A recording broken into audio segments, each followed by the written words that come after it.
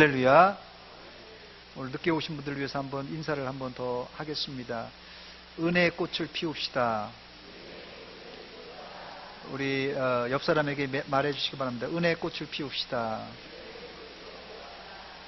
지난주 부활주의를 지내고 여러분들이 지난 일주일 동안 어떻게 지내셨는지 모르겠습니다.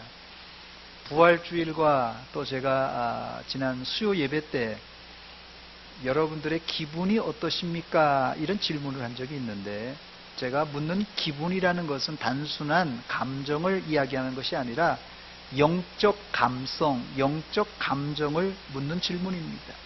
주님이 사망 권세를 이기시고 다시 살아나신 사실을 과연 내가 어떻게 반응하고 느끼는가가 주님이 부활하셨다는 사실을 내가 얼마만큼 확신하는지를 알 수 있는 시금석이 됩니다.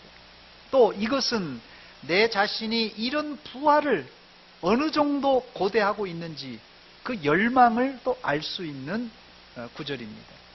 지금 이 서양에서는 예수님이 죽었다가 다시 살아나셨다는 사실을 허무맹랑한 이야기로 알고 있는 사람들이 참 많이 있습니다. 더 심각한 것은 예수 믿는 사람들조차도 예수님의 부활을 하나의 전설이나 신화로 치부하는 사람들이 많아졌다는 것이에요. 실례로 좀 오래된 통계이긴 합니다만은 1967년 미국의 사회학자 제프리 헤든이라는 사람이 미국의 10,000명의 성직자들을, 목사님을 상대로 설문조사를 했다고 합니다. 답신을 보낸 목회자들은 총 7,441명만, 10,000명 중에 7,441명이니까 상당히 많이 답신을 보냈는데, 설문조사니까 여러 가지 질문을 많이 했습니다만 그 중에 중요한 질문 하나가 뭐냐면, 귀하는 예수님의 육체의 부활을 사실로 받아들이십니까? 라는 질문이었습니다. 여기에 감리교 교회 목회자는 51%, 감독교회 목회자는 30%, 연합장로교회 목회자는 35%, 그 다음에 넘겨주세요. 없나요? 미국 침례교회 목회자는 33%, 미국 루터교회 목회자는 13%가 나는 부활을 믿지 않습니다. 예수님의 육체의 부활을 믿지 않습니다. 이렇게 답변을 보냈다고 합니다. 아주 충격적인 통계입니다. 50년 전 통계라서 사실 지금은 많이 달라졌을 텐데, 문제는 좋게 변한 것이 아니라 더 안 좋게 바뀌었다는 것이에요. 그러니 지금은 이 통계보다 훨씬 더 서양 교회는 예수님의 부활을 안 믿는다는 이야기입니다. 그래도 우리나라는 감사하게도 장로교가 주축을 이루면서 감리교, 침례교 등이 아직까지는 보수적인 그런 자세를 취하고 있어서 부활을 부정하는 목회자나 성도들이 아직까지는 많지는 않습니다. 그러나 요즘 조짐이 안 좋아요. 많이. 우리나라도 성경이 하나님의 말씀이라는 사실을 안 믿는 사람이 점점 늘어나고, 교회 안에서 말입니다. 부활을 이제 안 믿으면서도 하나님을 믿는다는 사람들이 점점 많아지고 있습니다. 이런 현상은 결국 기독교도 불교나 타종교와 같은 수순으로 빠지는 그런 길입니다. 제가 한번 여러분들에게 묻습니다. 여러분들이 아멘이든지 노멘이든지 확실히 대답을 해보시기 바랍니다. 여러분들은 예수님께서 사망 권세를 이기시고 다시 살아나심을 마음속 깊은 곳으로부터 믿습니까? 아멘. 감사합니다. 또 한 번 더 묻습니다. 그렇다면 여러분들이 죽어서 무덤에 들어가더라도 마지막 예수님 재림 때 무덤에서 잠자던 자들, 죽었던 자들이 일어나고 또 살아있는 자들은 공중으로 끌어올라갈 그런 것을 믿습니까?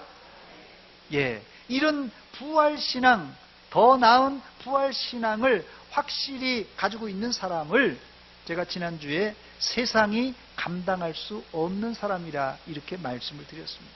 여러분들은 세상이 감당할 수 없는 더 나은 부활의 주인공들이 되시기를 주의 이름으로 축원합니다.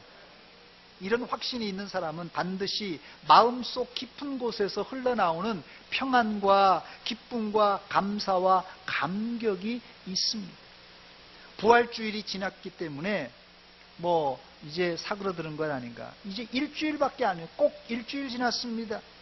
벌써 여러분 마음속에 우울하고 짜증나는 마음으로 가득 차 있다면 그런 사람은 하나님을 믿는 사람인지 모르지만 부활신앙이 없는 사람입니다. 부활신앙을 가진 사람은 영혼 깊숙한 곳에서 기쁨과 평안이 샘솟듯 올라와야지 정상입니다. 첫 번째로 오늘 시의 저자인 다윗 왕은 자기의 언어로 하나님이 창조하신 세상을 노래하고 있습니다. 본문 1절입니다. 여호와 우리 주여, 주의 이름이 온 땅에 어찌 그리 아름다운지요. 주의 영광이 하늘을 덮었나이다. 아멘. 이 시를 혹자는 천문학자의 노래라 이렇게 부르기도 하고 창세기 1장에 대한 인간의 화답시다 이렇게 부르기도 합니다. 그도 그럴 것이 다윗은 창세기 1장과 2장에 기록된 천지 창조 과정을 자신의 언어로 잘 묘사하고 있기 때문에 그렇습니다. 본문 3절을 읽어보면 주의 손가락으로 만드신 주의 하늘과 주의 손가락으로 만드신 주의 하늘과 주께서 베풀어 두신 달과 별들을 내가 보니라고 묘사합니다. 창세기 1장의 천지창조는 하나님께서 어떻게 하셨어요? 하나님께서 말씀하시니까 빛이 있으라 첫째 날, 둘째 날 궁창을 만드셨어요. 하늘이 있으라 하니까 하늘이 있었어요. 이렇게 말씀으로 창조하셨기 때문에 간단합니다. 말씀으로 척하니까 척 생기는 거예요. 그런데 다윗은 이 창조 기사를 마치 하나님이 사람 모습을 한 것처럼 손가락으로 창조하셨다고 묘사하고 있습니다. 사실 하나님은 영이시기 때문에 손가락이 없어요.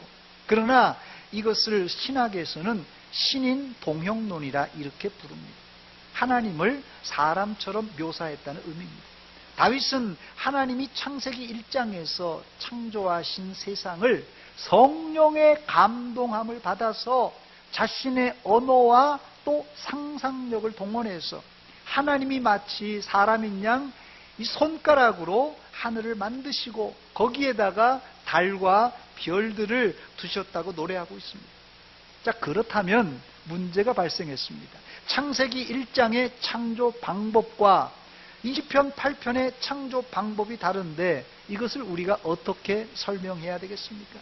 이것은 틀린 표현이 아니라 다른 표현입니다. 다윗은 창세기 1장을 잘 알고 있었지만 성령의 감동으로 문학적인 기질을 발동하여서 천지창조를 시적인 표현으로 그려내고 있습니다. 영어 단어 중에 이 패러프레이즈라는 단어가 있습니다. 이 패러프레이즈라는 단어는 바꾸어 말하다 혹은 의역하다라는 뜻입니다. 그러니까 창세기 1장에서 하나님이 말씀으로 천지창조를 하시고 6일째에 인간을 창조하시고 마지막 7일째에 안식하셨습니다. 이렇게 기록되어 있는데 이것은 사실입니다. 그런데 이것을 다윗은 성령의 감동으로 자신의 시적 언어로 묘사하고 있습니다. 시적 언어. 우리도 이런 시적 실력을 배양하면 다윗처럼 더 깊은 영적인 세계로, 신앙의 세계로 들어갈 수 있습니다. 예를 들면 여러분들이 오늘 목사의 설교를 듣고 이 팡세를 가져와서 일부 예배 때도 이 팡세를 가져와서 그 팡세에다가 기록을 하시는 분들이 있는데요. 이 설교 적는 난이 있습니다. 제가 한 이야기를 그대로 적는 분들도 있지만 제가 한 설교를 자신의 말로 패러프레이즈, 즉 좀 다르게 표현하거나 혹은 자신의 지식을 덧붙여서 메모할 수 있습니다. 그러면 설교자가 전달한 메시지보다도 더 풍성하게 오늘 본문 시편 8편을 이해할 수가 있습니다. 옛말에 이런 말이 있죠. 하나를 가르쳐주면 열을 안다는 말이 있습니다. 그래서 제가 이 제한된 시간, 이 설교 시간이 조금만 길어도 길다고 하지 않습니까? 제한된 시간이기 때문에 제가 구구절절 자세하게 이 본문을 강해할 수가 없습니다. 그렇기 때문에 여러분들이 설교 말씀을 들으면서 은혜 받은 말씀을 메모해 두기도 하시고, 혹은 집에 돌아가셔서 회상하면서 중요한 말씀을 이제 자신의 말로 한번 옮겨 적어 보시기 바랍니다. 그때 여러분이 적은 그 글은 완전히 자신의 것이 되고, 더 나아가서는 여러분의 믿음과 신앙의 자양분이 되는 것입니다. 이런 훈련을 계속 반복하다 보면 말씀의 자양분이 잘 공급되어서 비로소 내가 영적 체질이 건강한 교인이 되는 것입니다. 저를 한번 따라서 하시기 바랍니다. 영적 체질이 건강한 교인이 됩시다. 물론 내가 기도 응답 받은 것, 또 내가 생활 중에 느낀 것, 이게 간증거리가 됩니다만은, 설교를 듣고 하나님의 말씀을 읽다가 은혜 받은 말씀을 적어보면 간증 이상의 말씀이 될 수 있습니다. 이런 이야기는 안 믿는 사람들에게는 전도가 될 수 있고, 믿는 사람들에게는 큐티 나눔과 또한 간증거리가 되기도 합니다. 그래서 이번 이사분기 팡세를 발간하면서 꽃피는 4월 아닙니까? 꽃피는 4월에 온 교인이 시를 한 편 쓰자는 차원에서 오늘 주보에다가 제가 숙제를 냈습니다. 한 달 동안입니다. 한 달 동안 여러분들이 한 편의 시를 짓는 것이 오늘 이번 구역 숙제입니다. 팡세 196쪽에 나와 있습니다. 여러분 나중에 한번 찾아보시기 바랍니다. 팡세 196쪽에 시를 쓸 수 있는 공간을 마련했습니다. 한 편의 시를 잘 지어서 그것을 카메라에 찍어 담당 교육자들에게 보내주시기 바랍니다. 저희가 심사해서 선물을 보내드리도록 하겠습니다. 꼭 한번 해보시기 바랍니다. 내가 읽고 들은 말씀과 요즘처럼 꽃피는 계절 아닙니까? 대자연을 보고 시 한 편을 써본다면 여러분들의 감성도 살아나고 결국은 영적 감성도 살아날 것입니다. 우리 옆 사람 보고 한번 이렇게 말해 주시기 바랍니다. 한번 자막을 비춰주세요. 당신 얼굴의 주름이 한 소절의 시입니다. 한번 이렇게 얘기해 주시기 바랍니다. 시작.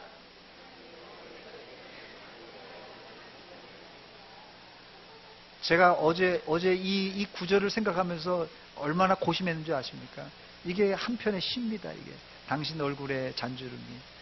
제가 요즘 이제 대신방을 다니면서 우리 권사님들, 장로님들, 또 집사님들, 나이 드신 어른들을 이렇게 가까이 보면서 참 우리 교회에 곱고 예쁘게 늙으신 분들이 참 많더라고요.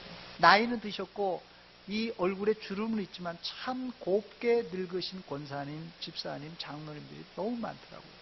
참 그게 생각이 나서 이 구절을 한번 적어봤어요. 그래서 우리 장로님들, 권사님들, 집사님들, 성도님들의 이 얼굴의 잔주름이 사실은 거기에 얼마나 고생과 그 함축된 그런 인생 여정들이 기록되어 있습니까? 그게 한편의 글로 쓸 때 시가 된다는 것입니다. 두 번째, 사실 오늘 다윗의 쓴 시의 주요 내용은 천지창조를 찬양하는 시는 아닙니다. 다윗의 의도는 천지창조를 하신 하나님이 주인공입니다. 그래서 다윗은 천지창조를 하신 하나님의 이름을 찬양하고 있습니다. 제가 다시 본문 1절 읽습니다. 여호와 우리 주여, 주의 이름이 온 땅에 어찌 그리 아름다운지, 주의 영광이 하늘을 덮었나이다. 이 1절의 핵심 단어는 땅도 아니고 하늘도 아니고 바로 주의 이름이 핵심 단어입니다. 그리고 이 문장은 감탄문으로 되어 있어요. 그냥 이렇게 줄줄줄 읽어서는 안 됩니다. 감탄하면서 읽어야 돼요. 그래서 제가 설교 제목을 영어로 How majestic is your name 이렇게 영어 이름을 붙였는데, How majestic은 How wonderful, How beautiful is your name 이런 뜻입니다. 얼마나 놀라운가, 얼마나 아름다운가 주의 이름이여, 이런 뜻입니다. 다윗은 단지 대자연과 꽃만 보고 감탄한 것이 아니라 꽃보다, 요즘 뭐라고 그러죠? 여자분들은 꽃보다 남자라고 그러더라고요. 또 꽃보다, 우리 나이 드신 분들은 꽃보다 할배, 또 꽃보다 누나, 이게 아니라 다윗은 꽃보다 주의 이름이 더 아름답다고 노래하고 있습니다. 여러분들은 꽃이 만발하는 계절에 꽃에 마음 뺏기지 마시고 그 꽃을 창조하신 하나님께 마음을 주시길 바랍니다. 저를 한번 따라서 하시기 바랍니다. 꽃보다 하나님. 우리 꽃보다 하나님이에요. 봄철에 부르는 가곡 중에 이런 가곡이 있습니다. 봄이 오면 사내들의 진달래 피네. 진달래 피는 곳에 내 마음도 피어. 건넌 마을 젊은 처자 꽃 따라 오거든. 꽃만 말고 이 마음도 함께 따가주. 어젯밤에 노래를 준비를 했는데 이게 잘 안 되네요. 이게 제가 보니까 악보를 보니까 새 잇따른 표가 계속 나와서 이게 부르기가 어려운 노래입니다. 예. 한 노총각이 말이에요. 건넌 마을 처녀를 흠모하고 있는데 이 아가씨가 봄철에 꽃이 만발한 그 시기에 꽃만 구경하고 꽃만 관심이 있지 총각 마음을 전혀 몰라주는 것이에요. 그래서 꽃만 따지 말고 꽃만 관심 갖지 말고 내 마음도 좀 알아주세요. 이런 내용의 가곡입니다. 우리가 대자연의 웅장함과 아름다움에 빠져서 자연을 숭배하기도 하고, 제가 어떤 분 이야기를 들으니까 약초를 캐러 가는데 산에서 100년 된 그런 약초를 발견했다고 그래요. 100년 된 약초를 발견하고는 바로 캐지를 않고, 이 사람이 아마 예수 안 믿는 사람이라서 그런지 모르는데 동서남북을 다니면서 예를 갖추고 이렇게 절을 하고 나서 그 약초를 캤다는 얘기를 하더라고요. 안 믿는 사람들은 100년 동안 그 자리를 지켰던 약초에는 영험한 기운이 남아있어서 함부로 캐면은 혹시 자신과 가정에 애군이 낄지도 모른다는 생각에서 아마 그렇게 한 것일 것입니다. 이것은 완전히 주객이 전도된 상황이에요. 아무리 자연이 웅장하고 아름다울지라도 그것은 하나님의 피조 세계일 뿐입니다. 우리가 눈여겨봐야 될 것은 대자연의 웅장함이 아니라 그 웅장한 대자연을 창조하신 하나님을 알고 그 하나님께 경배하는 일입니다. 다윗은 정확하게 이 사실을 알았습니다. 꽃만 보지 말고 안타까워하는 이 노총각의 마음을 알아달라는 가곡처럼 우리도 세상과 대자연에만 한눈 파지 말고 하나님의 마음을 사모하는 성도들이 되시기를 주의 이름으로 축원합니다. 금요일날 신방하면서 오다 보니까 오늘까지 태미고개에 벚꽃 축제가 있다는 현수막이 걸려 있더라고요. 오늘 여러분들이 태미고개 벚꽃 축제에 안 가시고 이 자리에 나와서 꽃보다 하나님을 예비하는 일이야말로 정말 잘한 일입니다. 저를 한번 따라서 하시기 바랍니다. 꽃보다 하나님을 믿읍시다. 그런 차원에서 오늘 본문의 다윗의 고백은 우리 신앙의 표준과 같은 고백입니다.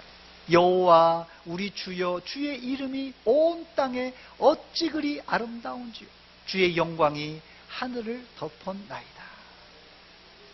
지금은 은퇴하셨습니다만 저를 지도하셨던 대학교에서 한 교수님이 간증을 하시더라고요. 수업 시간에. 그 안수 집사님이셨는데 그때 이분이 청년 때입니다. 여러 가지 복잡한 일 때문에 또 실연도 당하고 살기가 싫대요. 그래서 죽음을 선택하고는 노끈을 가지고 깊은 산속에 들어갔다고 합니다. 숲에 들어가면서 어느 나무 가지에 죽어야 잘 죽었다는 소리를 들을까 하서 가지를 살피면서 들어갔더니 딱 눈에 띄는 가지가 있더랍니다. 그래서 매달리려고 그랬더니 가지가 너무 가는 거예요. 혹시 내가 매달렸다가 뚝 떨어질까 봐 안 되겠다 싶어서 또 다른 데를 찾아보니까 이번에는 아주 굵직한 가지가 있어서 매달리려고 하니까 이 가지가 또 너무 높은 거예요. 그래서 또 다른 데를 또 찾아보고 하루 종일 이제 좋은 장소에서 죽으려고 이제 찾아다니는데 마땅한 가지가 없더랍니다. 그래서 너무 힘들어서 큰 나무 밑에 걸터 앉아서 곰곰이 생각했답니다. 죽는 것도 이렇게 힘든데 이럴 바에야 뭐 힘들어도 한번 살아봐야 되겠다 이렇게 생각하고는 이 올가미를 던져버리고 숲속에서 나왔다고 합니다. 그런데 말입니다, 이 교수님에게 신기한 일이 벌어졌어요. 아주 신기한 일이 벌어졌습니다. 숲속에서 나오는데 어디서 불어오는지 바람이 살랑살랑 부는데 그 바람결에 아주 짙은 꽃향기가 아주 자기의 코를 갖다가 아주 진동하더랍니다. 또 주변에는 온통 꽃들로 가득하더랍니다. 숲속에 죽으러 들어갈 때는 향기로운 냄새도 맡지 못했고 꽃들도 이렇게 많은지 전혀 눈에 들어오지 않았는데 이제 살려고 이제 숲에서 나오는데 주변이 얼마나 아름다운지 마치 막 눈물이 막 쏟아지더랍니다.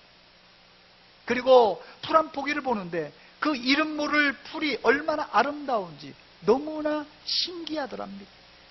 그 교수님은 죽으러 들어갈 때 숲속에서 바로 대자연을 통하여서 하나님의 존재를 깨닫고 그 이후로 회개하고 예수 믿고 또 공부를 열심히 해서 교수가 되었습니다. 그 교수님은 죽으러 들어갈 때 뭐 눈 뜨고 들어갔기 때문에 보긴 보았지만 눈에 들어오지 꽃들이 들어왔겠어요? 죽으러 들어가는데 속된 말로 환장했죠. 죽으러 뭐 들어가는데 눈이 뒤집혀서 보이는 게 없었던 것이에요. 그런데 이제 그 눈에 들어오지 않았던 풀 한 포기가 살려는 의지를 가지고 쳐다보았을 때는 그 풀 속에서 창조자의 손길과 섭리를 발견한 것입니다. 이것을 우리는 신학에서는 자연 계시, 일반 계시라고 부릅니다. 이 계시라는 말의 뜻은 감추어졌던 것을 드러내 보인다, 그런 뜻입니다. 그래서 신학자 루이스 볼코프는 이런 말을 했어요. 기독교 신앙은 맹목적 신앙이 아니라 증거에 근거하는 신앙이며 이 증거는 두 가지 나타나는데요. 영감된 하나님의 말씀인 성경과 그 다음에 하나님의 자연 계시에서 발견된다고 했습니다. 예를 들면 화가나 서예가들이 그림이나 글씨를 다 쓰고 자기의 이름을 그 그림과 글에 남깁니다. 하나님도 천지와 우주 만물을 창조하시고 피조물 안에 자신의 도장, 낙인을 찍어놓고 이름을 새겨 놓으셨습니다. 물론 이것은 성경이라는 특수 렌즈를 통하지 않고는 자세히 볼 수 없습니다만은 물과 성령으로 거듭난 그리스도인이라면 자연 속에서도 얼마든지 하나님의 솜씨를 읽을 수가 있습니다. 이런 차원에서 다윗은 자연에서 하나님의 이름을 찾아내는데 전문가였어요. 온통 이 땅과 하늘과 별과 해와 달을 보면서 그곳에서 하나님의 섭리와 하나님의 숨결과 솜씨와 그 하나님의 이름을 발견하는 전문가였어요, 다윗이. 이런 차원에서 다윗은 이 시를 기록할 수 있었던 것입니다. 여호와 우리 주여, 주의 이름이 온 땅에 어찌 그리 아름다운지요, 주의 영광이 하늘을 완전히 뒤덮었습니다. 이렇게 고백했던 것이죠. 물과 성령으로 거듭난 여러분들도 충분히 이런 시를 쓸 수 있는 소양을 갖추신 분들입니다. 저를 한번 따라서 하시기 바랍니다. 나도 시인입니다. 옆 사람 보고 얘기해 주시기 바랍니다. 당신도 시인입니다. 시인같이 생겼습니까? 예, 우리 교회 완전히 시인으로 그냥 가득 차 있습니다. 여러분들이 오늘 교회 오실 때 뭐 별 생각 없이 오셔서도 괜찮습니다. 돌아가실 때는 하나님이 창조하신 대자연을 느끼시기 바랍니다. 하늘을 보면서 하나님의 솜씨를 발견하고 하나님의 이름을 거기서 발견하시고 또 요새 가는 데마다 꽃이 피고 또 풀이 지금 파릇파릇 지금 올라오고 있습니다. 새싹이. 그 꽃과 풀 한 포기 속에서도 하나님의 솜씨와 하나님의 이름을 발견하시기 바랍니다. 그리고 그 속에서 그 꽃만 발견하지 마시고 그 창조의 솜씨를 보고 예쁘다, 아름답다, 기본적으로는 그런 감탄이 나와야 돼요. 그냥 꽃을 보고도 그냥 무덤덤. 이건 우울증 걸린 사람입니다. 아, 꽃을 보고 예쁘다 말을 해야 될 거 아니에요. 표현해야 돼요. 거기에 더 나아가서 그 속에서 하나님의 존재를 발견할 때 우리에는 감격과 감사가 쏟아져 나오는 것입니다. 이게 이번 봄철에 우리가 느껴야 하는 영적 감성입니다. 마지막 세 번째로, 이런 발견 후에 우리에게 큰 변화가 생기는데, 그것은 그때 비로소 내가 누구인지를 알게 됩니다. 본문 4절입니다. 사람이 무엇이기에 주께서 그를 생각하시며 인자가 무엇이기에 주께서 그를 돌보시나이까. 4절이 이 3절과 어떻게 연결됩니까? 3절입니다. 주의 손가락으로 만드신 주의 하늘과 주께서 베풀어 두신 달과 별들을 내가 보니 하고 바로 4절에 사람이 무엇이기에 이렇게 연결됩니다. 그래서 이 4절에 다윗은 이 사람이라는 단어와 함께 인자라는 단어를 사용하고 있는데, 다윗이 여기서 묘사한 사람과 인자는 무슨 의미입니까? 본문의 사람은 히브리어로 에노시라는 단어이고요, 또 인자라는 단어는 벤 아담이라는 단어입니다. 이 아담이라는 말은 티끌이라는 말이에요. 아담을 만드시고 티끌로 만드시고 아담이라고 했거든요. 이 흙이란 뜻입니다. 티끌이란 뜻이에요. 이 에노시와 벤 아담은 언어학적인 차원에서 볼 때 이 무슨 뜻이냐면요, 인간은 누구냐? 하나님의 보살핌 없이는 더 이상 버틸 수 없는 연약한 존재, 혹은 티끌 같은 존재란 뜻이 바로 이 에노시 벤 아담이라는 그런 뜻이에요. 사람 혹은 인자라는 뜻입니다. 연약하고 병약하여 하나님의 도움 없이는 살 수 없는 티끌 같은 사람, 인자를 하나님이 그냥 내버려 두고 방치하지 않고 그를 생각하시고 그를 돌보아 주신다는 말씀이에요. 이 얼마나 놀라운 사실입니까? 하나님께서 여러분들을 생각하고 계십니다. 하나님께서 여러분들을 돌보고 계십니다. 어때요? 여러분 기분이 어떻습니까? 아까 풀 한 포기를 보고 아름답다, 예쁘다라고 놀라는 것보다도 이거는 100배나 더 놀라운 사실입니다. 하나님이 나를 생각하시고 하나님 나를 돌보신다는 사건. 계속 다윗은, 하나님은 사람을 5절에 그를 하나님보다 조금 못하게 하시고 영화와 존귀로 관을 씌우셨다 고백합니다. 그 보잘것없는 인간을 하나님이 생각하시고 돌보실 뿐 아니라 영화와 존귀로 관을 씌워 주셨다는 말은 최고의 대우를 이 티끌 같은 존재에게 해주신다는 뜻입니다. 이게 다윗이 대자연을 통하여 발견한 바로 자기 이해입니다. 하나님이 우리를 생각하시고 돌보아 주시고 영화와 존귀로 관을 씌워주시겠다는 말은 이제 우리를 티끌 같은 존재, 별 볼 일 없는 존재로 이렇게 삼지 않으시고 하나님의 자녀가 되게 하시고 영원한 천국의 주인공으로 만들어 주시겠다는 하나님의 약속의 말씀입니다.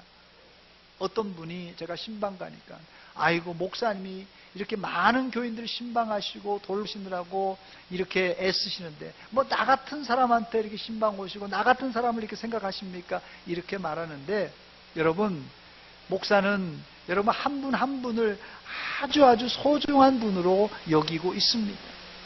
설령 목사가 바빠서 여러분들을 일일이 챙기지 못하더라도 하나님이 여러분들을 생각하시고 돌보시고 영화와 존귀로 관을 씌워주시는 분입니다. 이 한 가지 사실만으로도 만족하시고 하나님을 찬양하는 여러분이 되시기를 주의 이름으로 축원합니다. 이제 말씀을 마칩니다. 마지막 이 시를 나가면서 다윗은 마지막 9절의 끝절입니다. 다시 1절에서 했던 이야기를 반복합니다. 여호와 우리 주여, 주의 이름이 온 땅에 어찌 그리 아름다운지요. 이렇게 끝냅니다. 우리가 1절을 시작할 때 이렇게 시작했는데 1절을 읽을 때는 그냥 무덤덤하게 넘어갈 수 있지만 1절로 8절까지의 의미를 음미하고 나서 마지막 9절에 다시 반복되는 여호와 우리 주여, 주의 이름이 온 땅에 어찌 그리 아름다운지요라는 말은 처음 읽을 때보다, 처음 느꼈을 때보다 이 마지막에 느낄 때는 주님의 이름이 처음보다도 100배, 1000배 더 아름답게 느껴져야 합니다. 이 봄에 여러분들도 자연을 통하여서 하나님을 발견하시고 더 나아가서 여러분들의 참 모습을 발견하시고 신앙의 한 단계 더 높아져서 제가 바라는 것은 영적 감성이 풍부한, 영적 감성이 아주 풍부한 성숙한 그리스도인이 되시기를 주의 이름으로 축원합니다. 축원합니다. 같이 기도하겠습니다.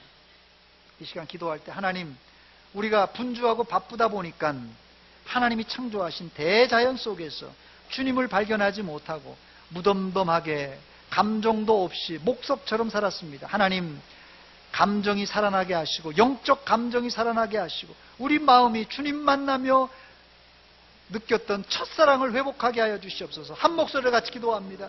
하나님 아버지, 아버지, 아버지,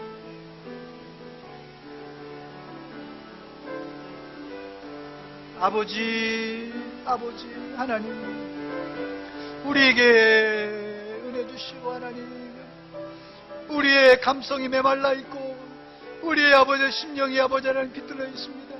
주님 이 시간도 말씀으로 우리를 아버지 지적하여 주시고 말씀으로 기도하시고 영적 감성이 풍부해지게 하시고 아름다움과 하나님 아버지 놀라움을 발견하게 하시고 주님의 이름에 아버지 하나님 그 아름다움을 아버지 이 온 세상을 통하여서 발견하게 하여 주시옵소서. 아버지, 아버지, 우리를 사랑하시는 그 사랑을 우리가 아버지 강력하며 아버지 체험하게 하여 주시옵소서. 아버지, 아버지, 아버지 감사합니다. 하나님 아버지, 이 시간 하나님 앞에 회개합니다. 우리가 바쁘다는 핑계로 우리 감정이 메말라 있어서 목석처럼 살았습니다. 기계처럼 살았습니다. 이제 하나님의 그 위대한 세계, 창조하신 세계를 보고 하나님의 이름을 발견하고 하나님의 섭리를 발견하고 그 속에서 하나님을 만나게 하여 주시옵소서. 그래서 이 봄에 우리의 영적 감성이 풍부하여서 하나님을 노래하며 찬양하며 시로 하나님께 영광 돌리는 성도들 다 되게 하여 주시옵소서. 예수님의 이름으로 기도하옵나이다. 아멘.